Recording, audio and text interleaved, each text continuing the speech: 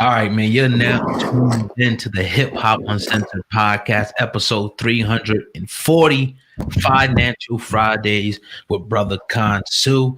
I'm your brother, Old God, representing Hip Hop News Uncensored, and sitting across from me is my co-host. What up, y'all? What up, y'all? What up, y'all? It's your man Sam and Viral Hip Hop News. Yeah. We are live in the building, doing what we love the most.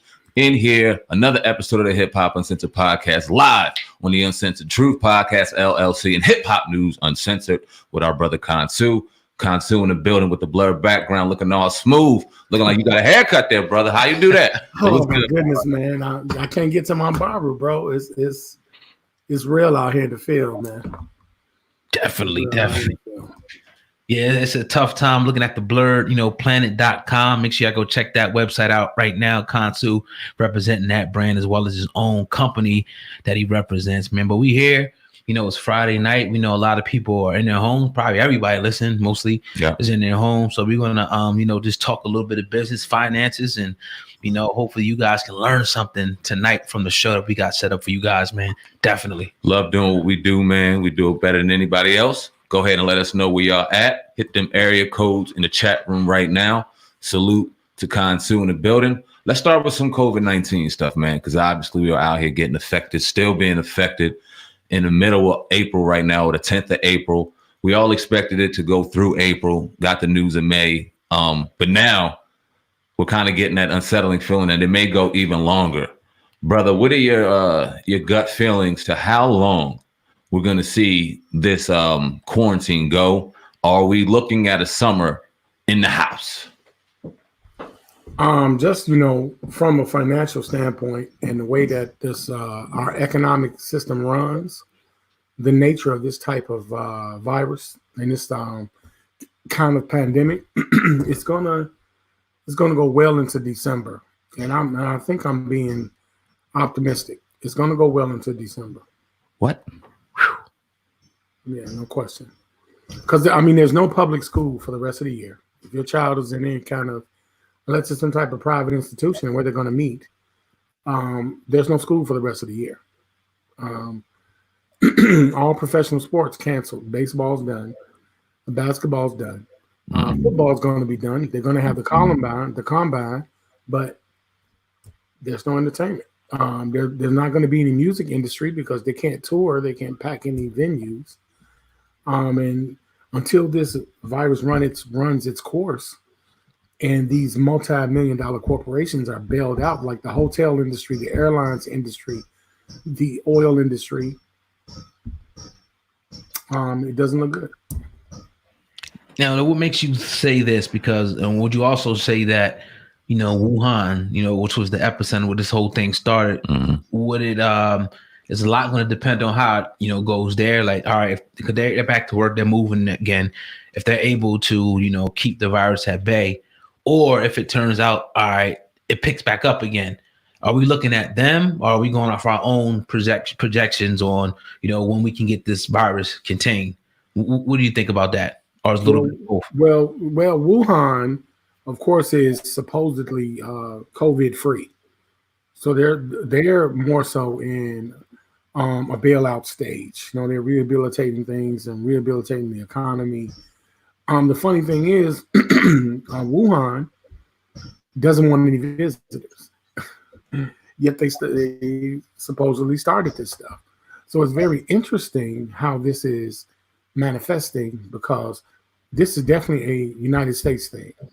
And I think it's due to the fact that we have so many import-export relations that the virus and its nature is going to take a long time. The virus incubates in 48 hours. It dies supposedly in 72, but it doesn't really totally clear for another 15 days.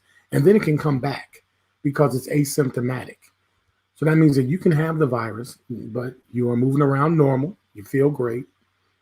However, you can infect someone else, and that person may not have a strong immune system and get sick. So this can happen repeatedly. So it has to exhaust itself. The virus has to literally exhaust itself. And with that exhaustion I'm not saying it is, but it could cause a lot of deaths. And that's why it's going to have to be stretched out. And then you're dealing with the economy that needs to be bailed out. Like who's gonna bail out the mortgage owners? If you're a homeowner, you can't pay your mortgage. And the mortgage companies can't make it because they're filing for federal assistance right now. So if they get a federal check, if it's a federal mortgage that you got, like Fannie Mae, things like that, you don't have to pay your mortgage. That's a forbearance. And because of that, the federal government has to pay your mortgage company. And they can't evict you because all courts are suspended anyway. So this is a major, major bailout. So the forbearance thing, because I was talking to my mortgage company, and they came out. I wish I recorded the conversation. They came out and said it don't matter what your governor says. You know what I mean? It says it goes by what the Fed says. It's like even if you don't pay your mortgage the next 4 or 5 months, at the end of that term, all of it's going to be due. That's what they told me flat out. They can attempt to sue for that, and this is what I will explain to everyone as a financier. Pay your mortgage by paying yourself. And that means by putting that mortgage in escrow. Do the right thing and put that mortgage in escrow. It doesn't mean, hey, I can blow my money now. Right. It doesn't mean that. Stockpile your money. Wait for that stimulus check. Use that stimulus check to create revenue. Create a business, create a direct sales business, and things of that nature. That's what we teach with the mentorship group. A hip hop mentorship group is to teach you how to diversify your funds and build and create some type of capital and perpetuate the capital. But do take those rent payments or do take those mortgage payments, because it applies to renters too, and escrow the rent or the mortgage. How would somebody go about doing an escrow? How does that, like a regular bank account, set that up? Yeah, escrow is a regular checking account. However, you just keep the money there. You don't touch it. You don't spend it. You keep the money there and you let it stockpile.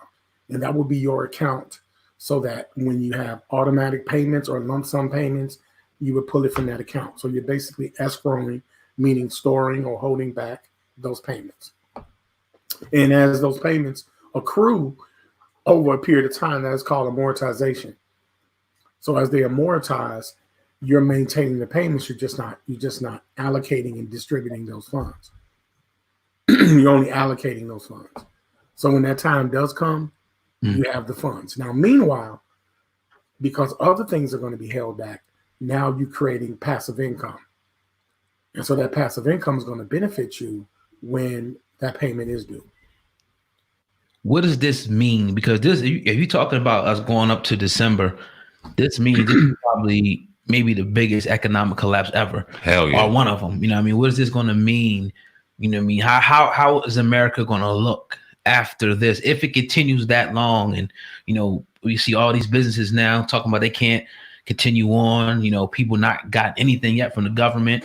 Record number of unemployment. How do you see this at the end of that December period? What does America look like, I should say? Well, I'll say this much: America is going to look really, really wealthy. This economy is designed to boom after depression. If you look at the history of our finances, every depression and recession creates a booming economy. And the Dow Jones just jumped up 5,000 points. It's moving in the right direction. We're not going to completely crash. What's going to happen is the dollar is going to hyperinflate and it's going to be revalued. Meaning it's going to be reappropriated, and and the denominations are going to change, but the trading is still going to be there. Because the one thing that this economy has is the petrodollar. And all the oil in the entire world can only be purchased with a US dollar bill. No other form of currency can buy oil. And oil is the number one commodity next to coffee in the entire world.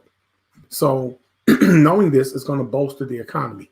Now, the flip side of that is, if you do not have any long-term investments, you will suffer for it. Because everybody thinks short-term investment. Like, if I invest the money, how long do it take for me to get the money back? You got to change your mentality around that. Everything that you do needs to be, you need to diversify your portfolio, and you need to think long-term. You cannot think short-term. Short-term needs to be in the form of a direct sales company. Maybe you want to build websites. Maybe you want to add authority to those websites. Attach Google AdSense to the website. Make some revenue. You can make $300 on an average Google AdSense website. You get 10 of those, that's $3,000 a month. It's nothing to have websites circulating that pay you.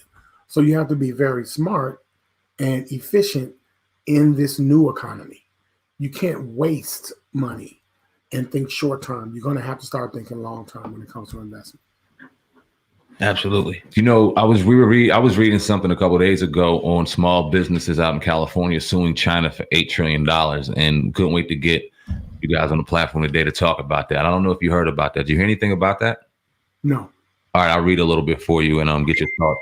Now, a number of California-based small businesses have sued China, its health commission, and the city of Wuhan for $8 trillion, accusing its government of withholding information pertaining to the existence and spread of the novel coronavirus, despite knowing about the virus as early as the end of last year. Court papers showed a coalition of small business argues China and the other parties named as defendants were aware of the threat surrounding the new virus as early as November 2019, but neglected their responsibility to notifying the World Health Organization and other countries, and waited to do so until months later. Shortly after November 27, 2019, People's Republic of China and other defendants received credible scientific evidence confirming the new virus was first emerged in Wuhan, China, was very contagious, deadly, and capable of causing a pandemic.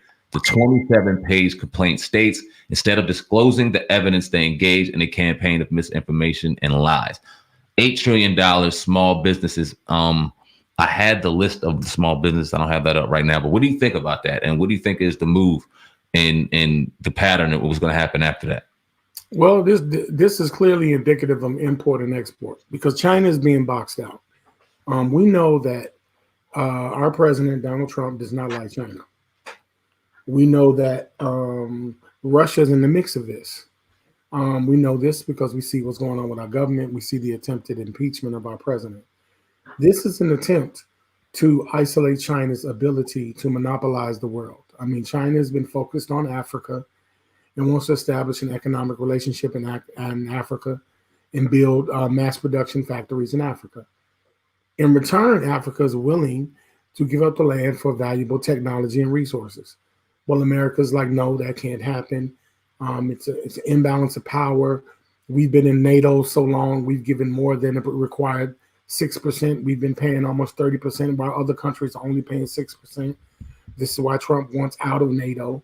And it's an attempt to block China from making a power move because China wants to control the import-export trade. Now, this coronavirus couldn't have come at a worse time, because now there's going to be scrutiny on things that are being exported out of China. Because it's going to, and I don't mean to be funny to say this, but one of the biggest markets is going to be the hair weave market. It's going to be a problem. It's going to be a problem. If you get in that hair weave from China, it's going to be, you're gonna have a serious problem. I know it's funny. It is, man. That shit crazy.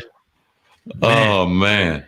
Mm-hmm. So you being a financier, man, Khonsu, let's get the people a little bit of secrets, man. What can we do? What can the average person do, from now until then? Because let's face it, man. Like, I mean, everybody's going to feel this. Everybody, some people are going to make out well. Yeah. But I think the most people that I know and family members is going to hurt them very, very bad, man. What can the average person do to try to make, come out on the other end of this thing, I should say? Well, the first thing is you need to dump your dollars. And in the finance world, we call it pump and dump. Platforms are created where you create a platform and you entice people to invest, and then you pull your money out and you take theirs with it. And then you leave them with a worthless piece of stock. Well, it's the same. You're going to treat the dollar like a stock. Meaning, guys, you want to start acquiring collateral and establishing your collateral pool with appreciated objects, appreciated possessions. Those are things like real estate, homes, stocks, bonds, commodities like diamonds, gold, silver. Stay away from depreciated items, vehicles, furniture, things that depreciate over a period of time. Stay away from that kind of stuff. And start leveraging your credit with collateral. Start building your credit. Now's the time to start operating on a debt-based system of credit, because with credit, you don't pay directly. You pay over a period of time. So your debt is fractionalized at a 30th% because every bill is sent out every 30 days. So that gives you time to catch up with the debt by being able to escrow money and pay it at a particular time. And then you start dealing with things like cash flow index to find the highest priority by using mathematical equations. I'm going to go into it now. It's a whole nother show, but understanding cash flow indexing so that you have the ability to create a proper budget and levy debt with your credit. Now is the time to invest in building credit more than ever, because this US dollar is losing its value. The only value the US dollar ever had since 1971, when the Bretton Woods system was getting rid of and we had this new fiat system, is it's valuable in trade. That's it. It has no intrinsic value as being backed by anything. It's a government bill. So the more money you keep, the more taxes you're going to pay. And trust me, this bailout is going to be indicative of you paying phenomenal taxes. So if you don't set up your corporate infrastructure, if you don't set up your liability company to use as a private club, you are going to suffer. Absolutely. I want to switch it up just a little bit and jump over to some of the stuff that we got going on with the COVID situation. I want to get your expertise in this if you know anything about it. It's a lot of people out there saying that the 5G technology is causing, somehow messing with people or even giving them this virus. What do you think about the 5G? Is it overblown? Are we on point? Where do we go with that? What do you think about the conspiracies now on the internet about this whole COVID-19 virus? I would have to say, quite bluntly, it's ridiculous. 5G technology is, wireless technology, and radiation does not create a virus. It's really no simpler than that. A virus needs a host to duplicate itself with. And this host has evolved from an animal to animal virus to an animal to human virus to a human to human virus. The reason why this pandemic is what it is not 5G. It's the fact that this virus operates asymptomatic in a human system. So you can feel healthy as whatever and be infected and be contagious. It is not a contagion. It is a pandemic virus. So that means that it is adapted and became a host within human beings. And it could be from eating animals that are infested with E. coli and strands of influenza flu. And over the course of years, the virus identified itself with the human hemoglobin, and boom, you have a virus that now can attack humans. But 5G and radioactive waves and stuff like that, no, that's BS. Right. And now, it's just a little bit ridiculous. My thing is, like, when people hear stuff, they kind of just go with it. And if a lot of people start saying it, then they believe it, as opposed to them just looking into it and just reading a little bit and saying, nah, I really couldn't have been that. You know what I mean? But that's interesting what you say, though, about eating the animal flesh, and, that could, have triggered the virus and whatnot in them. I guess that's what you're saying? Yes. Okay. Yes. Wow. That's very plausible. Because there's no consistent regulation of how meat is processed. And outside of the social meaning of not eating meat, it's the functional meaning, because especially in Western America, the processing of meat, there's no strict regulation of it. There's general regulations that are strict, that are done by the USDA, but they're not strict enough to make sure that these animals are healthy and cared for before they're slaughtered. And because of that, and the fact that we're talking about mass consumption of meat in the United States and the world, a few animals may not be the healthiest when they're slaughtered, because each animal represents somebody's paycheck. So the incentive to want to be inconsistent is there. Right. Crazy. Yeah, man. We're in the building right now. Another episode of the Hip Hop Uncensored podcast with our man Khonsu Sheshmu Amun, Aboriginal consultant out of Chicago, Illinois. Shout out to that brother, man. Always a wealth of knowledge. We appreciate having them on. Go ahead and drop them area codes right now as we're in the building right now. Go ahead and grab your ExpressVPN, man. We got a great deal going on with ExpressVPN. We're giving 3 months free. Yeah. ExpressVPN.com/HHU101 for yours. They're very, very protective on computers, phones, devices where you have your personal information and things like that. When you shopping over the web and you got all these crazy hackers and shit that can grab your information, VPN scrambles your information, won't allow people to see where you're at, what you're doing. Is very, very vital when we're out here in this tech game doing our thing, man. So check it out. Do some research and grab your. And also with the VPN, ExpressVPN, they got a service to whereas if you got Netflix, Hulu, wherever you log in from that VPN, whether you're, UK or anywhere, Italy, you can get their Netflix. You get access to more than just the US, Netflix, Hulu, and things like that. So like you said, hit that up and 3 months free. You can't beat that. Indeed. Still want to switch it up a little bit, brother. Yes, sir. I don't know if you've seen our interview with Miguel Nunez. We got to have Pretty Ricky in the building. We're going to drop the full interview on the Uncensored Truth podcast probably immediately after this live show this evening. But we talked about the dress. Obviously, we brought up his role in Joanna Man. We brought up him wearing the dress and how it affects the black male image in Hollywood. Did you see that? Yes, I did. I saw it. What are your thoughts on that? I think that, it's good that he was willing to express about, how the male image is being desensitized.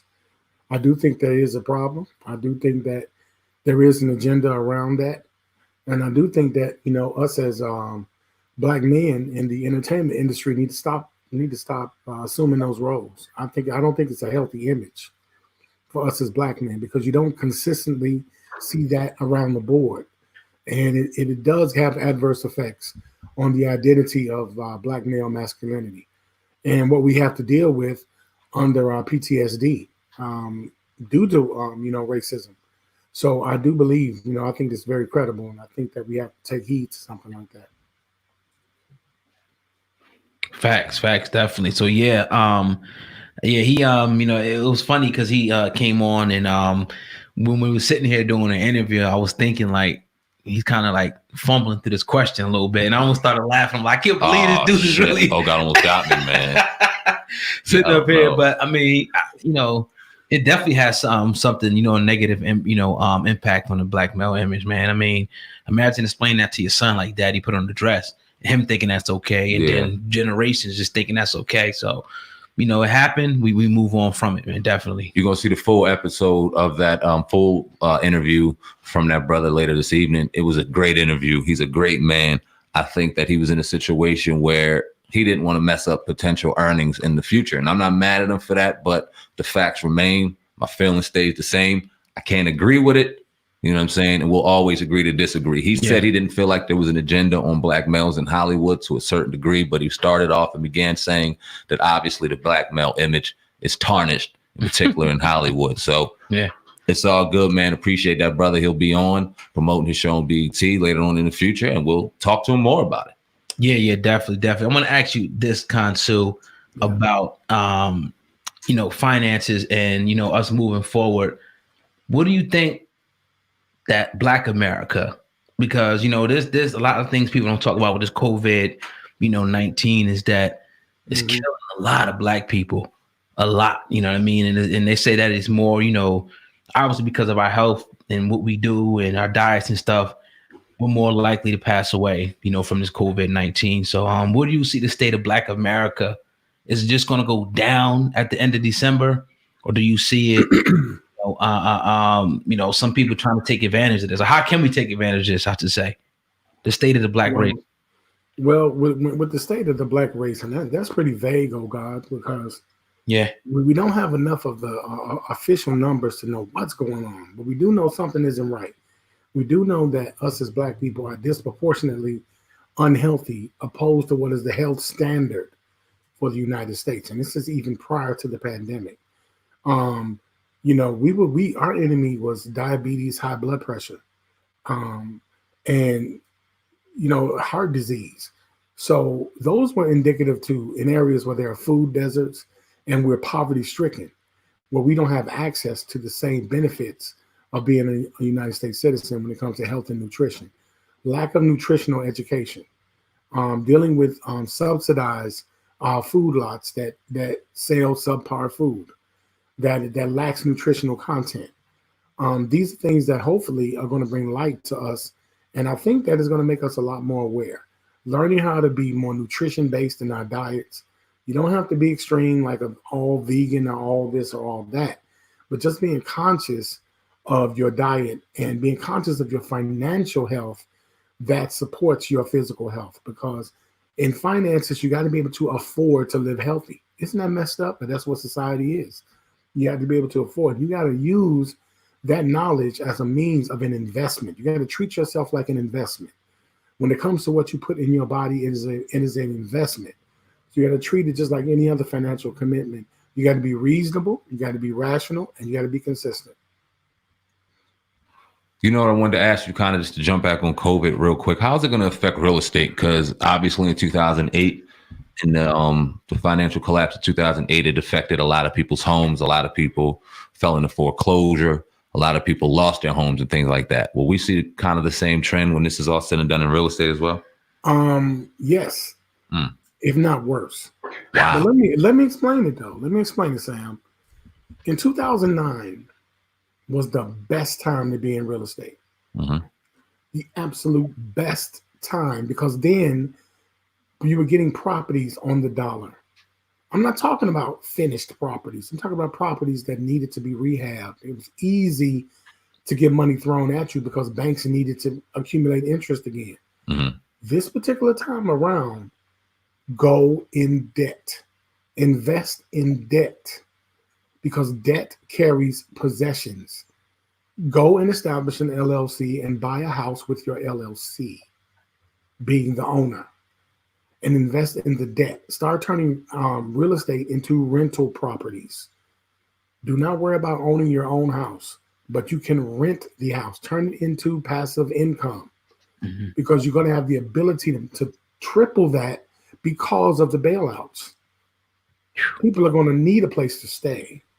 Real estate is not going anywhere. But when you take on promissory notes that require you to pay it for your own living, that, my friends, is a liability. You want to limit all liabilities, and you want to exercise your ability to become capitalistic in your financial portfolio. You want to become a capitalist, you don't want to run a capitalistic government. We're not talking about governmental capitalism. We're talking about individual capitalism. That's something totally different. So you got to deal with the trends of the dollar. You're going to dictate where the dollar goes, because we don't have our own dollars. We use government dollars called promissory notes. Those are tax bills. You have the legal right to tax you for up to 45% of the revenue on each dollar. So every dollar, the government takes 40 cents of it. But if you set up a proper tax shelter and the ability to protect your dollar, now you can drop that down to 20%. You can take the money that you're saving, put it in an escrow, and use it to build and plant other things. So actually, Sam, the real estate market will collapse on the public side, but on the selling side, it's going to be phenomenal. Phenomenal. Let me ask you this. Okay, start an LLC, you buy a home. Do you use a LLC, a pre-existing LLC? We got multiple LLCs and S corps, or do you start a fresh one for real estate in particular? Because I know, we were at a seminar, the Envy and Caesar seminar in particular. Start separate LLCs for each and every one of their properties, something like that. Go through the lawyer and things like that. So would it be a fresh LLC? And if so, how does one attain credit and proper credit to go and purchase a home with that brand new LLC? No doubt. Well, first of all, it's your business structure. You want to set up a holding company. That's going to be the parent company. Its only job is to hold assets. It isn't a full functioning company. That would be the S corps. Those corps that DJ Envy and Caesar were telling you about, those are going to ultimately become S corps. And they're going to be networked by a major corp sitting at the top. So picture a pyramid. That's going to be the holding company. And it's going to hold percentages of the other companies, because LLCs don't have shares, but they can be shared. They can be owned by percentage. So you give 51% ownership to every one of to the main corporation, as those other corporations acquire property. So they own 51% of the property. that shifts the liability over to the holding company. Meanwhile, you being the CEO, you will receive a salary from that holding company. So the liability doesn't fall on you. Your personal assets will be a separate bank account, separate from all the other two. So you'll definitely be able to do that because it's all about diverting the liability. Damn. Powerful information as always, Khonsu. I want you to give everybody information where they can reach you at if they want to get a private consultation with you. Sure, no doubt. And that's really what I've been wanting to do, oh God, especially during this day and time, is to really show people how it's not, the world's not over. It's just knowledge. You can reach me at alberthiggins19@gmail.com, Khonsu at blurredplanet.com. You can reach me on Instagram, Khonsu19 on Instagram, Khonsu Sheshma Moon on YouTube, and Khonsu Sheshma Moon on Facebook. What do you think about, I don't know if you've been watching Instagram, if you watched a lot, but a lot of these artists have been in their homes now. So they kind of been forced to, Erykah Badu was actually charging, for people, I think it was like $2 for people to come listen to her sing and do her thing. Teddy Riley had the joint. Yeah, Teddy Riley. Tory Lanez really got it popping where he did the little battle thing with, I forgot who he was battling with, but a lot of people started making this happen. French. But yeah. And I think Swiss Beats and Teddy Riley and them, they pull back because they said, like, we don't want to, let Instagram benefit off of all this. We could turn this into something way bigger. How do you feel? I see you shaking your head. How do you feel about that, assertion of them saying we can make this something bigger in the future? Number one, I think Swiss Biz got a lot of nerve. You needed Instagram to make your career, and now you want to complain. It doesn't make sense, and this is why we don't get ahead as a people. Swiss Beats complain too. Yeah. I'm not saying he could play. He pulled back. He said he wouldn't. Wanted to make it was gonna be something bigger. Wow. Why would you pull back? Swiss Beats definitely. Okay. This is my thing, respectfully. Why would Swiss Beats pull back? When the last time you made a hit? Right. Damn. So go figure. You're a retired old guy, Swiss Beats. It's a fact. When we're talking business, you are.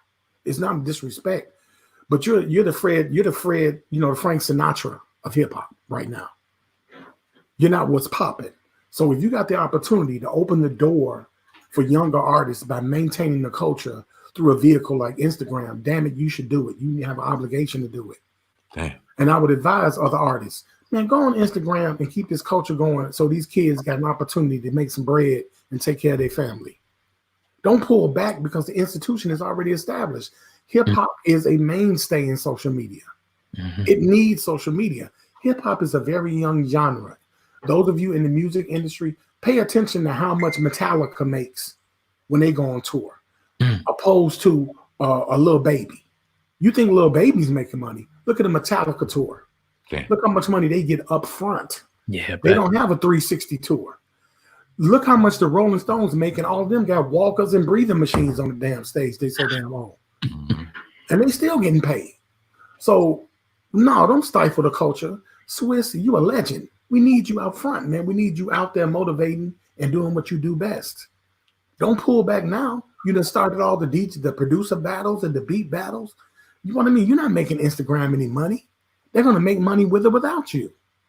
True that. Instagram is an advertising company. You're not that. I can't believe Swiss Beats is that arrogant to think that he's doing Instagram a favor. Do you think that misinformation? I don't want to say misinformation, but do you think Teddy Riley coming out and canceling the battle with Babyface, little things like that, kind of pushed him into saying something that he really didn't have proper knowledge on, or didn't know the effect that it would have? Because these things were changing the game. That Lil Jon two-chain joint changed the game. Oh, watch. I was in my seat going crazy. You know what I'm saying? So, do you think Teddy Riley deserves a little more blame as well, or what do you think? Yes. Okay. Yes. I do, flat out.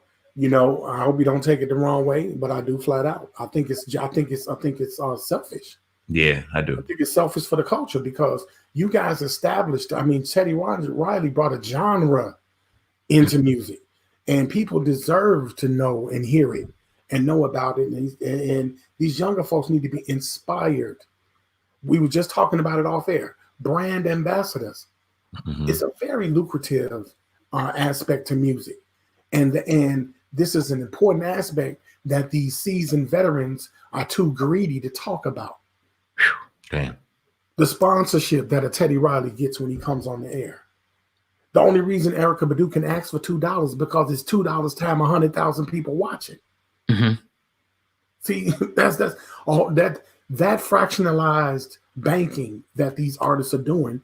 You professional artists who are tenured, shame on you if you're not telling them that's why you're doing it.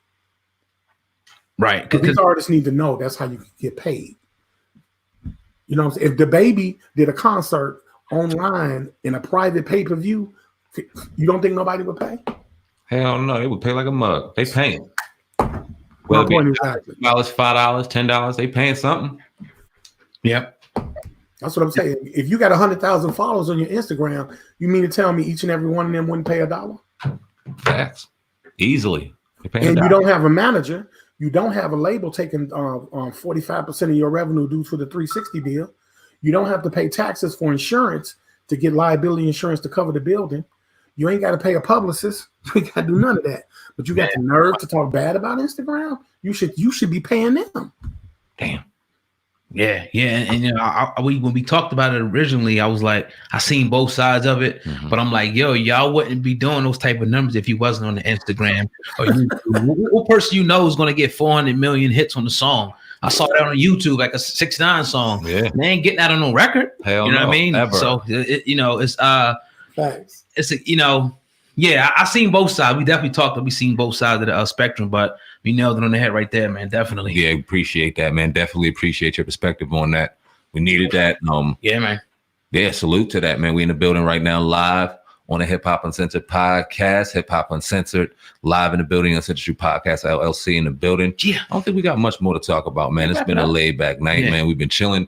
Khonsu, brother, if you want to drop your information, man, and give the people one more time where they could find you, I think that'd be dope. Yes, man. Reach out to me, guys. Khonsu Sheshmamoon on Facebook. Khonsu19 on Instagram. Yes, sir. Khonsu19. You can reach me on Khonsu Sheshmamoon on YouTube. Khonsu Albert Higgins 19 at gmail.com and Khonsu at blurplanet.com. I'm gonna kind of put you on the spot right now because Old God and I were talking behind the scenes and we were like, man, we be talking some major pyramid talk and we talking some talking here. We were like, no, we gotta get our brother Khonsu on here one night live and really bring it back to the original. You know what I'm saying? So would you mind talking some ancient Egypt talk with us one week on the podcast live for the people, man? Yeah, no doubt.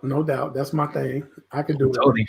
Like, you know all about that stuff. Yeah, that's my deal right there. That's home court advantage. You know what I'm saying? We're gonna have a good conversation, man. That's gonna be a dope one. Look forward to that. Yeah, no doubt. But yeah, man, with that being said, we get out of here tonight, man. We appreciate each and every listener for listening. Everybody that's definitely listening on the podcast right now, hit that 5-star rating and do not forget to subscribe to the Hip Hop Uncensored podcast. Sam, man, that's all I got on my side. You can take us out of here, man. Yeah, man, that's all I got too, man. Shout out to Raycon. You see the Raycons on the screen right now. I know the image is a little blurry. We apologize for that. For the people listening, and for the people that see it, buyraycon.com/HHU101 to grab your Raycons, man. We know we're going through a little bit of a recession and things are tough. No one's asking to come out your pocket right now. But when everything gets good and everything gets right, and you get that stimulus check, think about that shit, man. Buy that shit right out there, man. Spend a couple dollars and buy that shit right now. You see, we work for together. Sometimes good cops, sometimes he the bad cop, and vice versa. Buy the goddamn Raycons right now. Buyraycon.com/HHU101. We're also running promotional packages for artists looking to get their content on the Hip Hop Uncensored podcast, Bio Hip Hop News, the Uncensored Truth Podcast LLC. We just had a dope young lady, Jade Mazentov, drop her single Rematch. That'll be up on both platforms as well. All 3 platforms. We're gonna have an interview with her next week, and we got another banger. We got our man, what's his name?